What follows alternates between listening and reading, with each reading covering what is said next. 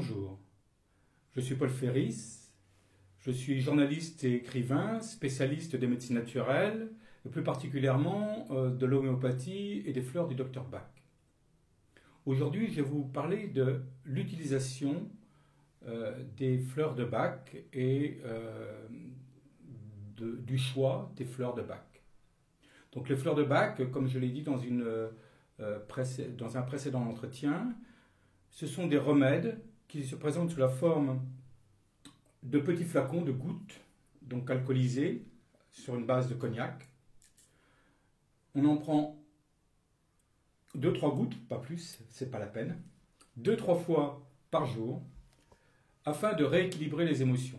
Donc les émotions peuvent intervenir sur à la fois sur notre psychisme, mais aussi sur nos symptômes physiques. Et donc, on peut très bien, par exemple, quand on a des peurs, quand on a des craintes, quand on ne surmonte pas un choc émotionnel, déclencher un certain nombre de problèmes de santé.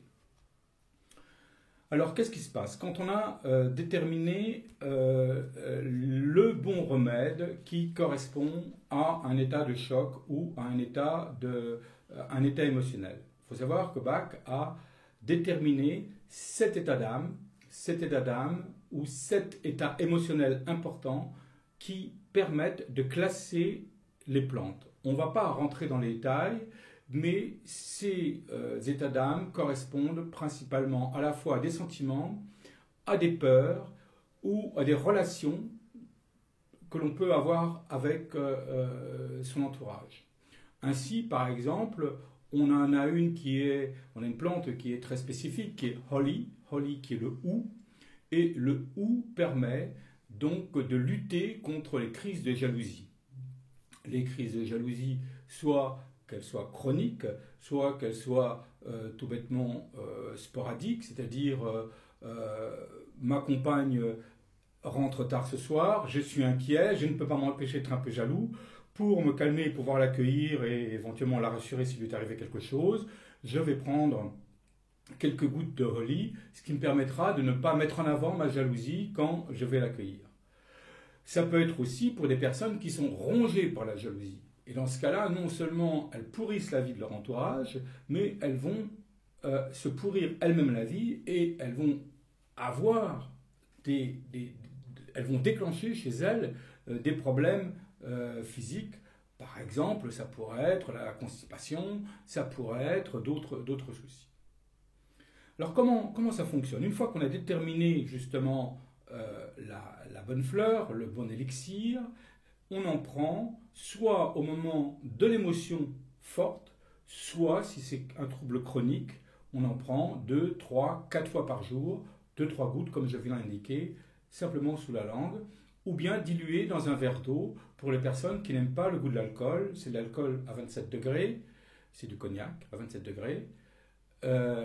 Donc ça pique un petit peu, c'est pas franchement désagréable, mais dans l'eau, on ne sent absolument rien. Pourquoi de l'alcool? Tout simplement parce qu'à l'époque, les médicaments homéopathiques n'étaient pas sur une base de glucose ou de lactose, c'était sur une base alcoolique. Pourquoi du cognac? Parce que c'est le choix de Bach, qui est par rapport à l'élaboration de ces remèdes, qui sont des remèdes naturels. Or, l'alcool, en général, l'alcool qui était utilisé, qui est toujours utilisé pour faire les médicaments, c'est de l'alcool tout bêtement distillé à partir de sucre de betterave, alors que le cognac, c'est quelque chose qui est bio, qui vient de plantes qui ont été élevées sous le soleil, puisque le cognac, vous le savez, c'est une distillation de vin. Qu'est-ce qui se passe? Très rapidement, quand on est dans un problème chronique, je reviens sur le problème de la jalousie, quand on est donc sur ce petit problème chronique, en quelques minutes, on va retrouver le calme. Donc c'est vraiment, il y a une efficacité pratiquement immédiate sur des troubles qui sont comme ça forts. Quand on est sur un trouble chronique, sur des choses qui sont un peu plus complexes que la jalousie, par exemple, on va mélanger différentes peurs, on va avec des angoisses, avec des sentiments contradictoires. Une fois qu'on a déterminé les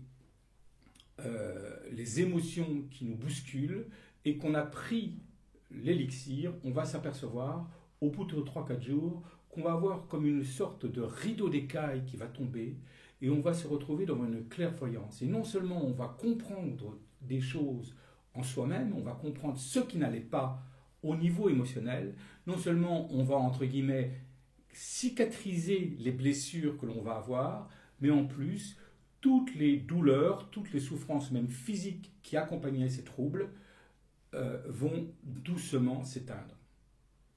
Voilà, la prochaine fois, je vous parlerai du fonctionnement donc des élixirs par rapport au mode vibratoire. C'est-à-dire que les élixirs rééquilibrent le système vibratoire des cellules et des organes, et je vous en dirai un peu plus lors de notre 4e entretien, ou peut-être le 3e. À bientôt.